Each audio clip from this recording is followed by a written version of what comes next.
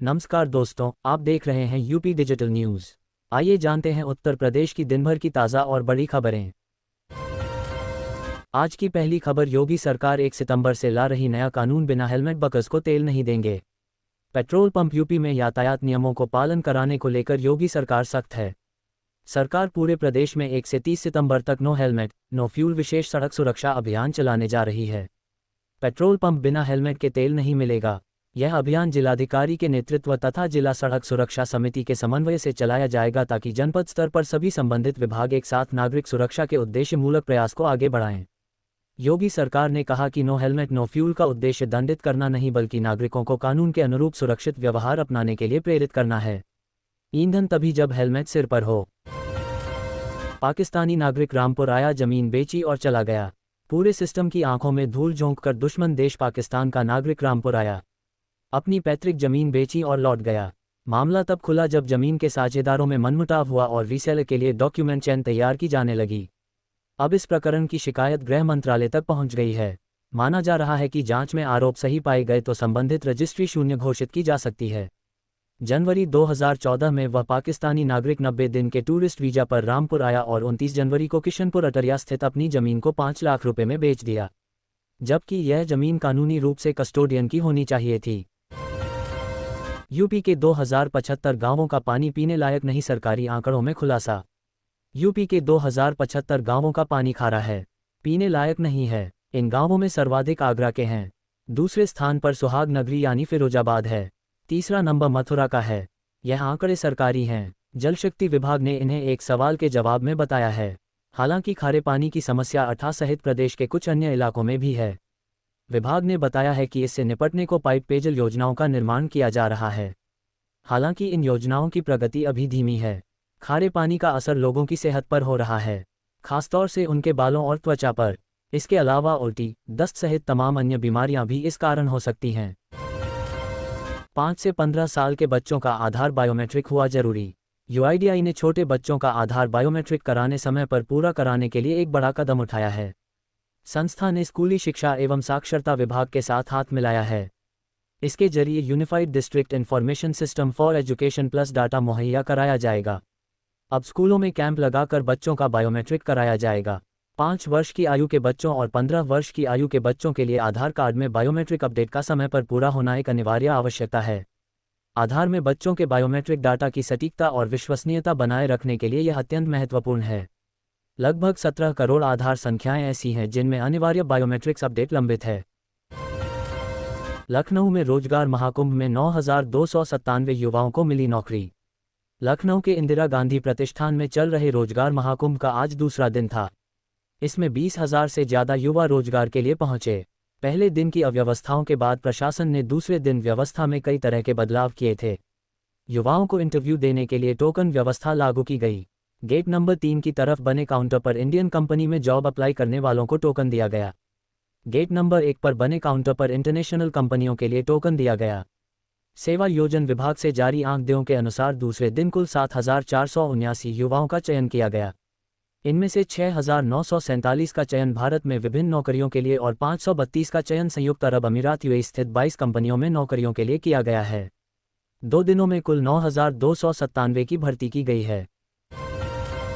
UP में लगातार बारिश से नदी नाले उफान पर है। बुलंदशहर में बाढ़ से नरोरा राजघाट डूब गया है। मंदिर और गांवों में कमर तक पानी भरा है। मेरठ का जायरीन रेहान बुधवार दोपहर गंग नहर में नहाते समय बह गया।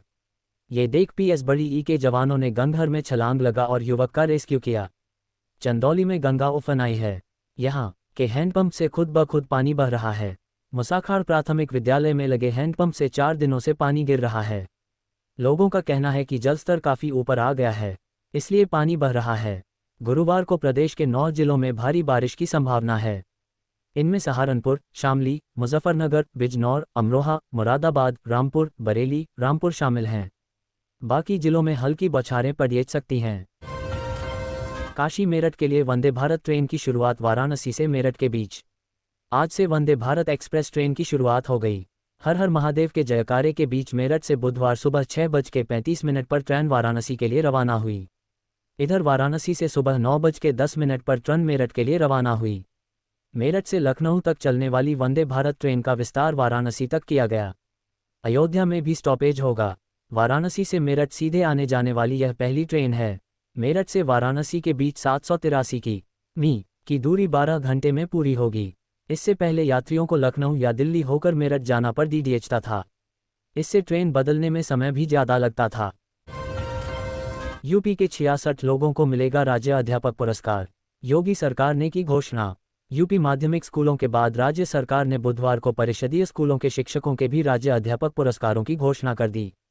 इस बार बेसिक शिक्षा के 66 शिक्षक शिक्षिकाओं को राज्य अध्यापक पुरस्कार के लिए चुना गया है। अपर मुख्य सचिव बेसिक शिक्षा दीपक कुमार ने आज राज्य अध्यापक पुरस्कार के लिए चयनित शिक्षकों की सूची जारी की। यूपी के 22 जिलों में वार्ड सीएम योगी का अधिकारियों को राहत कार्यों में तेजी लाने के निर्देश। यूपी के 22 जिले प्रभावित हैं। एक बार फिर पहाड़ों और मैदानी इलाकों में लगातार मूसलाधार बारिश से प्रदेश के कई जिलों में बाढ़ का पानी बढ़ने लगा है। ऐसे में सीएम योगी ने तत्काल मामले की गंभीरता को भांपते हुए अधिकारियों को राहत कार्यों में तेजी लाने के निर्देश दिए। वर्तमान में प्रदेश के 22 जिले बाढ़ से प्रभावित हैं। इनमें वाराणसी, प्रयागराज, औरैया, बहराइच, बांदा, मिर्जापुर, कानपुर देहात, चंदौली, फतेहपुर, कानपुर नगर, बाराबंकी, बदायूं, फर्रुखाबाद, गोंडा, हरदोई, कासगंज, लखीमपुर खीरी, मेरठ, मुरादाबाद, मुजफ्फरनगर, शाहजहांपुर और उन्नाव शामिल हैं। इन सभी जिलों में राहत कार्य तेजी से चल रहे हैं। आरएसएस प्रमुख मोहन भागवत का बड़ा बयान। राष्ट्रीय स्वयंसेवक संघ आरएसएस के शताब्दी वर्ष के अवसर पर दिल्ली में आयोजित 3 दिवसीय कार्यक्रम में संघ प्रमुख मोहन भागवत ने कहा कि मंदिर, पानी और शमशान में कोई भेद नहीं होना चाहिए। उन्होंने हिंदुत्व और हिंदू विचारधारा पर भी बात की। भागवत ने कहा कि हिंदुत्व क्या है, हिंदू विचारधारा क्या है। संक्षेप में कहें तो 2 शब्द हैं, सत्य और प्रेम। दुनिया एकता पर चलती है। ये सौदों से नहीं चलती, यह अनुबंधों से नहीं चलती, ये चल ही नहीं सकती। वाराणसी में चेतावनी बिंदु के पार हुई गंगा। वाराणसी में एक बार फिर गंगा चेतावनी बिंदु को पार करते हुए खतरे के निशान के करीब पहुंच रही है। लगातार हो रही बढ़ोतरी से निचले इलाकों और घाट किनारे रहने वालों में खलबली मची है। सोमवार और मंगलवार को तेज बढ़ाव के कारण कई लोगों को अपने घरों से निकलने का भी मौका नहीं मिल सका था। उन लोगों को बुधवार को रेस्क्यू किया गया। अब गंगा के बढ़ने की रफ्तार कुछ कम जरूर हो गई है। बुधवार की शाम 6 बजे जलस्तर 70.66 मीटर पर था। ये खतरा बिंदु से 60 सेंटीमीटर दूर है।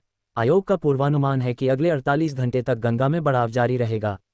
अगर इसी गति से जलस्तर बढ़ता रहा तो गुरुवार रात तक गंगा खतरा बिंदु भी पार कर जाएंगी। गाजीपुर में 7 खाद्य विक्रेताओं का लाइसेंस सस्पेंड। गाजीपुर में उर्वरक विक्रेताओं पर बड़ी कार्रवाई हुई है। जिलाधिकारी अविनाश कुमार के निर्देश पर उपकृषि निदेशक और जिला कृषि अधिकारी ने मोहम्मद और सैदपुर में निरीक्षण किया। मोहम्मद के बालापुर स्थित त्रयंबकेश्वर ट्रेडर्स ने स्टॉक और बिक्री रजिस्टर नहीं दिखाया। शिवशक्ति ट्रेडर्स में बिक्री रजिस्टर 21 अगस्त से शुरू किया गया था। पुराना रजिस्टर नहीं मिला। किसानों का मोबाइल नंबर और रबा भी दर्ज नहीं था। शहबाज कुली के किसान कृषि केंद्र में खाली रेट बोर्ड और स्टॉक बोर्ड लगा था। स्टॉक रजिस्टर भी नहीं मिला। हरिओम फर्टिलाइजर में रेट बोर्ड और स्टॉक बोर्ड नहीं था। बिक्री रजिस्टर भी नहीं बनाया गया था।